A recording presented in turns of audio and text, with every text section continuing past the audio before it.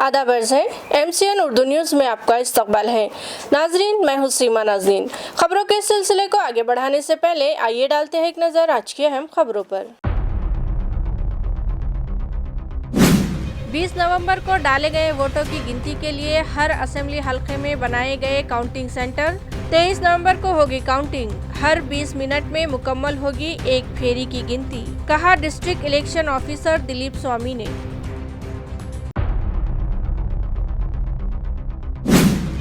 Pattern road पर वाक़े नाट seat से मुत्तसिल गुजरने वाले नाले का शुरू किया जाएगा ब्यूटिफिकेशन प्रोजेक्ट। नाट सीट्स की जानिब से पूना की कंपनी ने म्यूनिसिपल एडमिनिस्ट्रेटर को पेश किया मंसूबे की तफसीलात।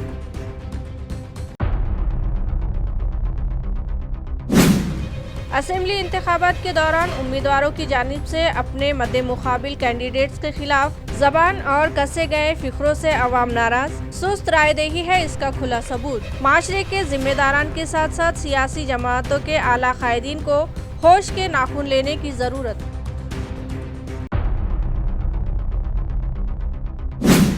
और असेंबली इंतखाबात में वोटर्स में पैसे बांटे जाने के इम्तियाज जलील के इल्जाम की डिस्ट्रिक्ट इलेक्शन ऑफिसर ने की तरदीद। वक्त रहते मुताल्लिका डिपार्टमेंट से क्यों नहीं की शिकायत, जिला कलेक्टर ने किया इम्तियाज जलील ही से सवाल।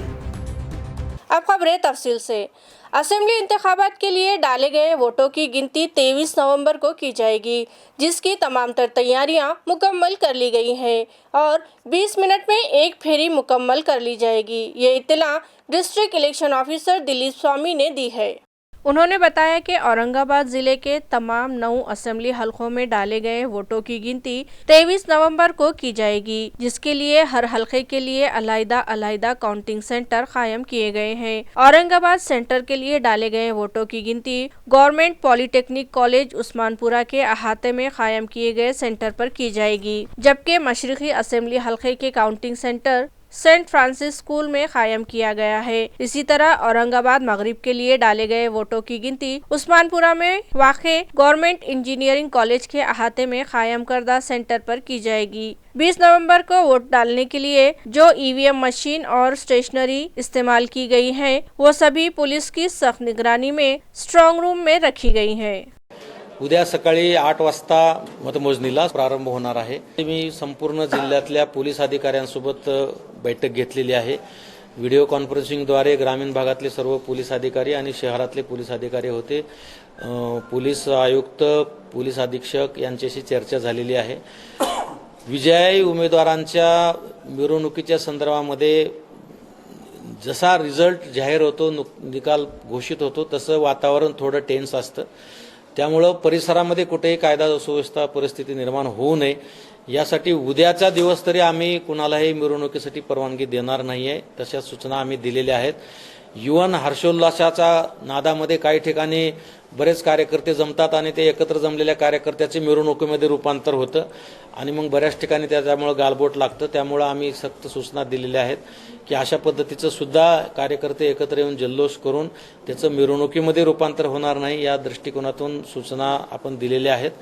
आणि नंतर मग थोडं वातावरण शांत झाल्यावर त्यांच्या कुठल्याही आनंदाला आम्हाला हे करायचं नाहीये, परंतु परिसरातील कायदा सुव्यवस्था धोक्यात येणार नाही यासाठी आम्ही सर्व प्रतिबंधात्मक उपाययोजना जारी केलेल्या आहेत। जिला कलेक्टर दिलीप स्वामी ने असेंबली हल्का इंतखाब औरंगाबाद वस्त, औरंगाबाद मशरिक और औरंगाबाद मगरिब के लिए बनाए गए काउंटिंग सेंटर्स को विजिट दी और मुताल्लिका अफसरान को ज़रूरी हिदायत दी।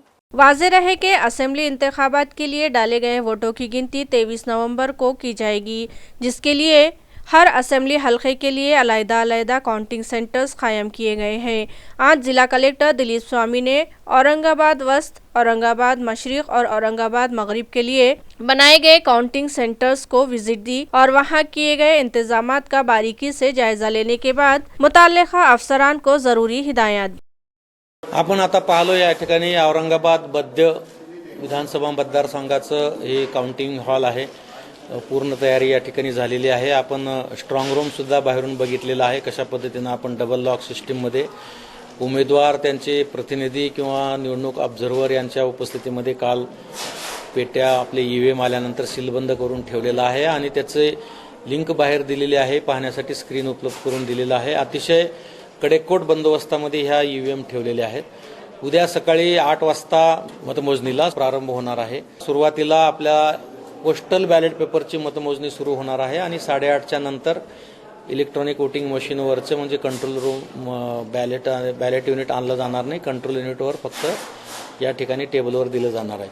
आपल्याला या ठिकाणी 14 टेबल असणार आहेत ज्यावर ईव्हीएमची मतमोजणी होणार आहे आणि इतर प्रत्येक विधानसभा निहाय जे पोस्टल बॅलेट पेपर येणार आहेत त्याच्या संख्येप्रमाणे त्यांच्यासाठी टेबल लावलेले आहेत. जिल्हाभरामधल्या 9 विधानसभेसाठी आपण 208 टेबल लावलेले आहेत आणि या 208 टेबलसाठी आपण मायक्रो ऑब्झर्व्हर जे केंद्र शासनाचे अधिकारी कर्मचारी आहेत असे 262 मायक्रो ऑब्झर्व्हर लावलेले आहेत.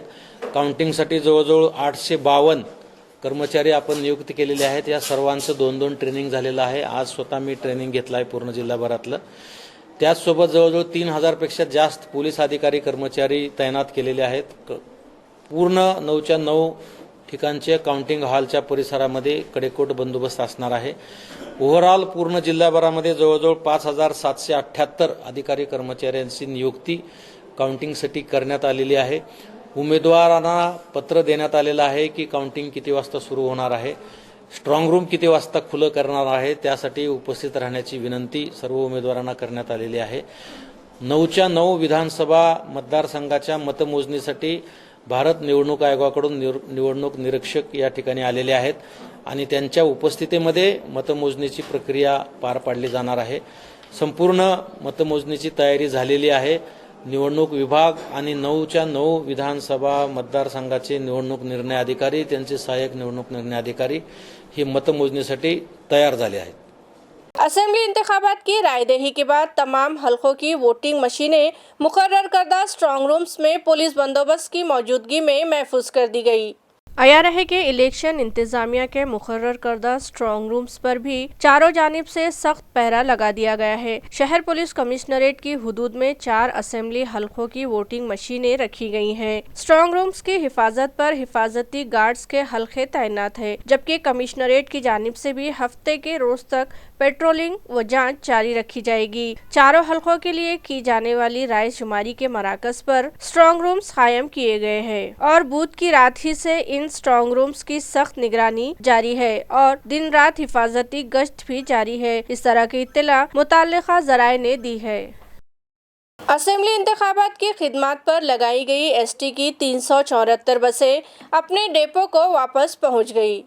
आया रहे कि ज़िला भर के मुख्तलिफ करीब पास व दूर दराज के मकामात तक असेंबली इंतखाबात के लिए बनाए गए पोलिंग मराकज़ तक अमले और इलेक्शन मशीनरी ईवीएम, वीवीपैट व दीगर स्टेशनरी पहुंचाने और वापस लाने के लिए इलेक्शन इंतजामिया ने एसटी की 374 बसें हासिल की थी. इस बड़ी तादाद में बसें दे दिए जाने के सबब एसटी की रोजाना की मुसाफिर खिदमत मुतासिर हुई और अतराफ के मुसाफिरों को बस स्टैंड पर घंटों इंतजार की सहूलत व अजियत झेलनी पड़ी. जबकि एसटी इंतजामिया ने कई बसें मनसूख कर देने की भी इत्तला मिली थी. अब जबकि रायदही मुकम्मल हो चुकी है तो ये बसें बुध की रात अपने अपने डेपो को लौट गयी और इस तरह से अब एसटी की बसों की तमाम रूट्स की खिदमत दोबारा शुरू कर दी गई है, तो मुसाफिरों ने राहत की सांस ली. जिला जालना के 5 असेंबली हलकों में खवातीन वोटर्स ने ज्यादा से ज्यादा वोटिंग की है, जिसके सबब ये कहा जा सकता है कि जिला भर के उम्मीदवारों का मुस्तकबिल खवातीन के वोट ही तय करेंगे. खवातीन वोटर्स के आदाद व शुमार कैसे बढ़े, आइए देखते हैं इस बारे में क्या कहा जिला कलेक्टर श्री कृष्ण पांचाळ ने. जसं सुरुवातीला सांगितलं की महिलांचं 901चं जे गुणोत्तर होतं मतदार यादीमधलं, तर ते जवळपास 921 वर म्हणजे तो प्रयत्न करून पडला, तर तो एक भाग होता. पण महिला मतदारही यावेळेस बाहेर पडले आणि तो मतदानाच्या टक्केवारीवरून लक्षात येतो की महिला मतदारांचं जर टक्केवारी आपण काढली तर 71% जवळपास महिला मतदार यांनी मतदानाचा हक्क बजावला आहे आणि लक्षणीय वाढ आहे. म्हणजे जसं जर जालना विधानसभा जर घेतलं तर मागच्या वेळेस 53% महिलांनी मतदान केलं होतं एकूण जे मतदार यादीमध्ये आहेत आणि यावेळेस जे आहे ते 64%च्या जवळपास, म्हणजे 10%पेक्षा जास्त वाढ टक्केवारीमध्ये. नंबरमध्ये तर लोकसंख्या वाढते, मतदार वाढतात, हा भाग राहतो, पण टक्केवारीमध्ये महिला जेवढ्या बाहेर पडल्या मतदानाला तर ती एक चांगली बाजू या विधानसभेमध्ये आपल्याला दिसून येते. ओव्हरऑल पूर्ण जिल्ह्यातच महिला मतदार सगळीकडे बाहेर पडल्या होत्या. घनसावंगी आणि भोकरदन इथं 75% पेक्षा जास्त महिला मतदार बाहेर पडले. सगळ्यात जास्त भोकरदनमध्ये 76.16 इतक्या महिला मतदार बाहेर, घनसावंगीमध्ये 75.5%. तर महिला मतदार खूप मोठ्या प्रमाणात बाहेर पडले आणि नक्की ती राजकीय बाजू असेल, पण हे म्हणायला हरकत नाही की महिला मतदार जे आहेत तर ते यावेळेस उमेदवारांचं भविष्य ठरवू शकतील. अशा पद्धतीनं महिला मतदारांचं यावेळेस सभा. जे उमेदवार असतील जेव्हा राजकीय मान्यताप्राप्त पक्ष असो, अपक्ष असो किंवा जे रजिस्टर्ड पक्षाचे असतात, नोंदणीकृत पक्ष, तर आपण प्रत्येक उमेदवाराला सारखी वागणूक देण्याचा प्रयत्न करतो आणि त्यांची अपेक्षा तीच असते. तर त्या पद्धतीने त्यांचे जे काही कन्सर्न्स असतील, त्यांचे प्रश्न असतील, त्यांच्या समस्या असतील, तर आपण पूर्ण निवडणूक निर्णय अधिकारी सर्व आणि इथेही जिल्हा स्तरावरती त्यांच्या परमिशन असेल तर प्रत्येकाला सारखी वागणूक आणि ती मिळाल्यानंतर कुठेतरी त्यांचं समाधान जर असेल तर ते प्रशासनाला आणि एकंदरीत प्रक्रियेला त्रास देत नाहीत, असं एक लोकसभेमध्ये अनुभवलं होतं आणि त्याच धर्तीवरती यावेळीसुद्धा आपण त्यांना व्यवस्थित जे अपेक्षित आहे त्याप्रमाणे इथे गाईडलाईननुसार सहकार्य केलं. पैठन रोड पर नाथ सीड्स कंपनी से मुत्तसिल बहने वाले नाले का ब्यूटिफिकेशन किया जाएगा। ये प्रोजेक्ट नाथ सीड्स की जानिब से मुकम्मल किया जाएगा और म्यूनिसिपल इंतज़ामिया उन्हें पूरा अनुदान देगा। ये इत्तला म्यूनिसिपल ज़राए से मौसूल हुई है। इस प्रोजेक्ट से मुतालिक तफसीलात नाथ सीड्स की जानिब से गुज़िश्ता रोज़ म्यूनिसिपल कमिश्नर जी श्रीकांत के सामने पेश की गई और उन्हें बताया गया कि इस प्रोजेक्ट के तहत यहाँ पब्लिक स्पॉट डेवलप किया जाएगा। इस प्रोजेक्ट से मुतालिक तमाम तर तफसीलात पूना की सुमन शिल्प कंपनी के महेश नामपुरकर ने पेश की। इस मौके पर administrator G Shrikant, city engineer AB Deshmukh, deputy director of town planning Manoj Garje, mechanical department के executive engineer Amol Kulkarni, executive engineer Farooq Khan, zone number 8 के वार्ड इंजीनियर्स संजय कोल्हे और म्यूनिसिपल कॉरपोरेशन के दीगर अफसरान, शोबाए बागात व नाथ सीड्स के जिम्मेदारान भी मौजूद थे। असेंबली इंतखाबात के दौरान उम्मीदवारों की जानिब से एक दूसरे पर जिस अंदाज में कीचड़ उछाला गया और जो ज़बान इस्तेमाल की गई, इससे अवाम में शदीद बेचैनी पाई जा रही है। नाजरीन, इंतखाबात आते जाते रहते हैं, मगर इलेक्शन के दौरान न सिर्फ उम्मीदवार बल्कि उनके हवारी अपने मद्दे मुकाबिल के लिए जो अल्फाज इस्तेमाल करने लगे हैं और जिस अंदाज में एक दूसरे पर कीचड़ उछाला जाता है, इसकी तलखी इलेक्शन के बाद भी बाकी रहती है, जो माशरे के लिए नुकसानदेह साबित हो सकती है। गो के ये तमाम बातें उम्मीदवारों के सोचने की हैं, मगर अवाम को इनका ये रवैया सख्त नागवार गुजरने लगा है, जिसके सबब अब शहरियान में इंतखाबात के तई बेजारगी महसूस की जा रही है, जिसका सबूत 2 रोज कबल असेंबली इलेक्शन के लिए की गई रायदेही के दौरान साफ तौर पर सामने आया। अव्वलीन 6 घंटों तक वोटर्स अपना हक रायदेही इस्तेमाल करने घर से ही नहीं निकले और फिर पोलिंग का फीसद बढ़ाने के लिए न सिर्फ जिला कलेक्टर को आवाम से अपील करनी पड़ी। माझी जिल्ह्यातील तमाम मतदार नागरिक बंधू भगिनींना नम्र विनंती आहे की आपण सुद्धा आपल्या मतदानाचा हक्क बजवावा आणि आपली लोकशाही समृद्ध आणि बळकट करावी। आज सर्व कामे बाजूला ठेवायचं, प्रथम काम हे मतदान करायचं आहे, तेव्हा मतदान करा, मतदान करा, मतदान करा। बल्कि खुद उम्मीदवारों को अपने कारिंदों को अपने अपने असेंबली हलकों में घर घर भिजवाना पड़ा। इस जानिब उम्मीदवारों के साथ साथ सियासी जमातों के आला कायदीन को भी तवज्जो देने की ज़रूरत है। मुनाफिकत की बात ये वो नहीं होना चाहिए। सियासत को सियासत के तरीके से खेलना चाहिए। इसके अंदर सिर्फ कपड़े भागने की बात हुई, ना तरक्की के मुद्दे पे कोई बात हुई, ना कोई विकास की बात हुई, कुछ भी बात नहीं। तो ये वाली जरा ये कोई तरीके का इलेक्शन नहीं हुआ, ये कोई तरीके का इलेक्शन नहीं हुआ। मुसलमान के कपड़े फाड़ा, हाँ, ये गलत तरीका भी। शिवसेना शिंदे ग्रुप के तर्जुमान और असेंबली उम्मीदवार संजय शिरसाट ने अपनी प्रेस कॉन्फ्रेंस में खुलासा किया कि शिंदे गठ या उनका शरद पवार के साथ जाने का कोई इम्कान नहीं है। उन्होंने ये भी कहा कि शरद पवार कुछ भी कर सकते हैं। इसी तरह शिरसाट ने इम्तियाज जलील को हैदराबाद का पार्सल कहते हुए कहा कि लोगों ने इस पार्सल को हैदराबाद वापस भिजवाने का फैसला लिया है। 50 नाही 100 पाठवलेले आहेत। रावची माहिती चुकीची आहे। आम्ही 100 पाठवलेले आहेत। त्यांना ठेवायला जर जागा नसेल तर ते तुमच्याकडे पाठवतील किंवा तुम्ही जाऊन ते घ्या। मूर्खाच्या नंदनवनात वावरणारे लोक यांना त्या गोष्टीची किंमतच नाही. अपक्षाच्या बोली लावायला लागलेले आहेत आता हे. म्हणून लोकांनी यांना जागा दाखवलेली. यांच्या तोंडात खोके आणि बोके याच्याशिवाय दुसरं काहीच नाही. म्हणून असे बिनबुडाचे आरोप करणं हा त्यांचा धंदा झालेला आहे. आणि हे धंदेवाईक लोकच राजकारणामध्ये सर्वांना कीड लावत आहेत. आणि त्यामुळं आज उबाटाची जी स्थिती झाली ना, ही फक्त ह्या अशा स्टेटमेंटमुळे झाली. नाही, कसला गोडेबाजार. आम्ही बहुमतात आहोत. करणार आहेत. सिल्वर ओकवर जाऊन ते सरकार स्थापन करणार आहेत. तिथे एक जंगी पार्टी असणार आहे.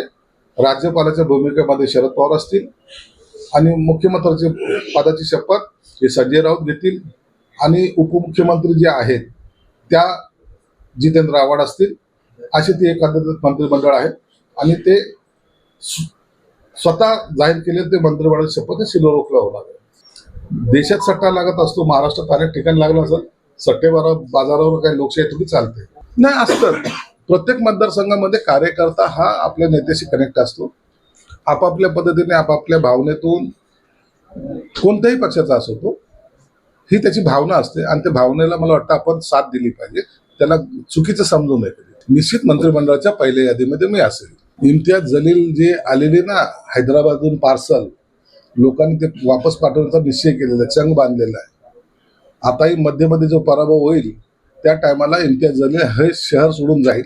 मुस्लिमामध्ये भांडणं लावण्यामध्ये जी काही आघाडी यांनी घेतली होती त्या मुस्लिमांनी आता यांना नाकारलेलं आहे आणि त्याचा परिणाम एमआयएमचं बोऱ्या बिस्तारा या ठिकाणी गुंडाळल्या जाईल आणि बॅक टू हैदराबाद असं त्यांचं एकत्रित चित्र असेल. गुज़िस्ता शाम शहर के अम्बेडकर नगर में खवातीन ने एमआईएम उम्मीदवार इम्तियाज जलील के इस बयान की शदीद मजम्मत में जोरदार एहतजाजी मुजाहरा किया। खवातीन का कहना था कि इम्तियाज जलील ने अपनी प्रेस कॉन्फ्रेंस में ये कहा कि खवातीन पर वोट के बदले 500 रुपये लेने का इल्ज़ाम आयद किया था।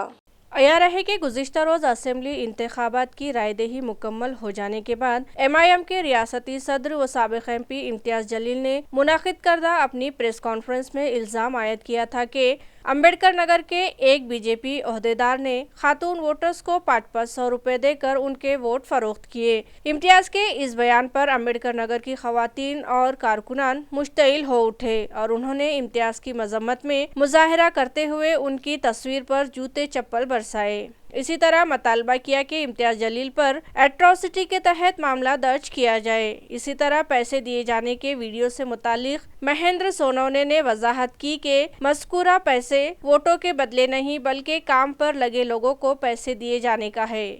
असेंबली इंतखाबात में वोटर्स में पैसे बांटे जाने के इम्तियाज जलील के इल्ज़ाम को जिला कलेक्टर ने ये कहकर खारिज कर दिया कि इस मामले की बरवक्त ही शिकायत क्यों न की गई।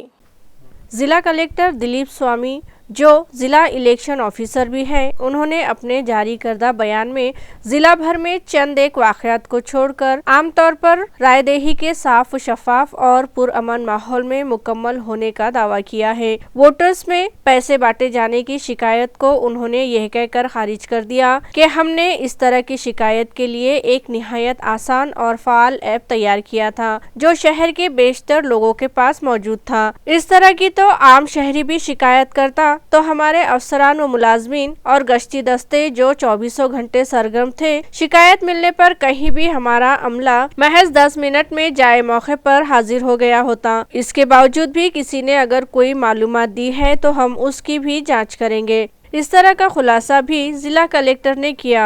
साबिक रुकन पार्लियामेंट और इस मरतबा असेंबली के उम्मीदवार इम्तियाज जलील के इल्जामात पर भी कलेक्टर ने कहा है कि पैसे बांटे जाने की शिकायत या मौके का वीडियो उन्होंने उसी वक्त क्यों नहीं दिया। जिला कलेक्टर ने ये भी कहा है कि इस मामले से जोड़कर लोकसभा इंतखाबात के मौके के पुराने और दीगर रियासत के वीडियो वायरल किए गए हैं। जिला कलेक्टर ने कहा है कि अगर इम्तियाज शिकायत दर्ज करवाते हैं तो इस पर मुनासिब कार्रवाई की जाएगी। 29 राउंड होणार आहेत। कन्नडमध्ये 27 राउंड होणार आहेत। फुलंब्रीमध्ये 27 राउंड होणार आहेत। औरंगाबाद सेंट्रलमध्ये 23, औरंगाबाद पश्चिममध्ये 29 आहे। औरंगाबाद पश्चिममध्ये 20 मध्ये 24, पैठणमध्ये 26, गंगापूरमध्ये 27 आणि वैजापूरमध्ये 26 ते त्याच्यात पोस्टल बॅलेट पेपरसाठी सिल्लोडमध्ये 14 टेबल आहेत, कन्नडमध्ये 6 टेबल आहेत, फुलंब्रीमध्ये 6 आहेत, औरंगाबाद मध्यमध्ये 9 आहेत, औरंगाबाद वेस्टमध्ये 8 आहेत, औरंगाबाद ईस्टमध्ये 7 आहेत, पैठणमध्ये 8 आहेत, गंगापूरमध्ये 6 आहेत, वैजापूरमध्ये 6 आहेत, असे एकूण 70 आपण पोस्टल बॅलेट पेपरसाठी लावलेले आहेत. गुज़िश्ता शाम पैठण पाचोड़ शाहराह पर 2 कारों में तसादुम हो गया। खुशकिस्मती से कोई जख्मी नहीं हुआ, ताहम हादसे की शिकार एक कार में अंग्रेजी शराब का गैरकानूनी जखीरा बरामद हुआ। कार ड्राइवर के खिलाफ पाचोड़ पुलिस ने केस दर्ज किया है। इस मामले की तफसीलात यूँ सामने आई है कि पैठण तालुके के खादगांव के साकिन पाचोड़ मौसम्बी मार्केट के व्यापारी अनीस गनी शेख पाचोड़ से कार नंबर MS20 का GE 5570 से 21 नवंबर की रात 11 बजे के करीब अपने गांव लौट रहे थे। उन्होंने लिमगांव फाटा से अपने गांव की जानिब पलटने के लिए कार के इंडिकेटर दिए और गाड़ी मोड़ रहे थे कि पाचोड़ से पैठण की तरफ जा रही दूसरी हाइड्रा कंपनी की तेज रफ्तार कार MH20 GK 7997 ने उनकी कार को जोरदार टक्कर दे मारी। हादसा निहायत शदीद था। अनीस शेख की कार का सामने का हिस्सा शदीद मुतासिर हुआ, जबकि दूसरी कार भी रोड से तकरीबन 100-150 फीट दूर मौसम्बी के खेत में जा गिरी। लिमगांव के लोगों को खबर हुई तो वो फौरी मदद को जाए मौके पर पहुंचे। कार में सवार अनीस गनी शेख और यूनुस गनी शेख को शदीद अंदरूनी चोट आई तो उन्हें पाचोड़ के सरकारी अस्पताल ले जाया गया। दूसरी जानिब इत्तला पाकर मौके पर पहुंची पाचोड़ पुलिस के API शरद चंद्र रोडगे अपनी स्क्वाड के साथ मौके पर पहुंचे और पंचों की मौजूदगी में कारों का मुआयना किया तो खेत में जागिरी कार MS20 GK 7997 में अंग्रेजी शराब की 61 बोतलें बरामद हुई, जिनकी कीमत 7,320 रुपए बतलाई गई है। हादसे के बाद इस कार का ड्राइवर फरार हो गया। कार ड्राइवर और मालिक के खिलाफ गैर कानूनी शराब ले जाने का मामला दर्ज कर लिया गया है। अंबड़ जिला जालना से लापता हुए एक 8 साला मासूम की लाश एक पानी की बारों से बरामद हुई। इस वाक़ये से शहर में सनसनी फैल गई है। बताया जाता है कि ये 8 साला मासूम लड़का 19 नवंबर को बारों में फूल डालने गया था। 19 नवंबर की सुबह 10 बजे ये वारदात रोनुमा हुई। लड़के के गुमशुदा हो जाने के बाद ही से उसके वालिदैन और रिश्तेदार बच्चे को तलाश कर रहे थे, ताहम उसका कोई पता नहीं चल पाया था। और जब बारों के पानी में फूल कर उसकी लाश पानी से ऊपर आकर तैरती दिखाई दी तो ये मामला सामने आया। महलूक बच्चे का नाम आयुष लक्ष्मण चंदन बताया गया है। अंबड़ पुलिस थाना में पानी में डूब जाने से आयुष की मौत हो जाने का मामला दर्ज किया गया है, जबकि पुलिस मजीद जांच कर रही है। खबरें खत्म करने से पहले एक बार फिर डालते हैं एक नजर आज की सुर्खियों पर। 20 नवंबर को डाले गए वोटों की गिनती के लिए हर असेंबली हलके में बनाए गए काउंटिंग सेंटर। 23 नवंबर को होगी काउंटिंग। हर 20 मिनट में मुकम्मल होगी एक फेरी की गिनती, कहा district election officer Dilip Swami ने।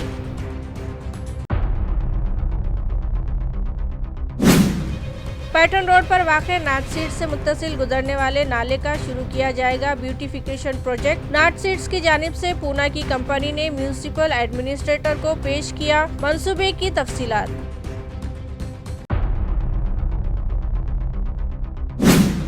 असेंबली इंतखाबात के दौरान उम्मीदवारों की जानिब से अपने मद्दे मुकाबिल कैंडिडेट्स के खिलाफ जबान और कसे गए फिक्रों से अवाम नाराज। सुस्त रायदही है इसका खुला सबूत। माशरे के जिम्मेदारान के साथ साथ सियासी जमातों के आला कायदीन को होश के नाखून लेने की जरूरत।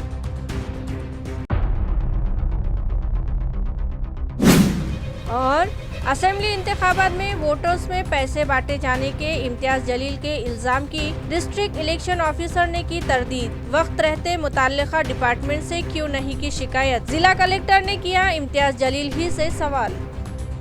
इसी के साथ MCN उर्दू खबरनामा यही खत्म होता है। कल फिर हाजिर होंगे कुछ नई खबरों के साथ। तब तक के लिए मैं सीमा नाज़रीन आपसे इजाजत चाहती हूँ। खुदा हाफिज।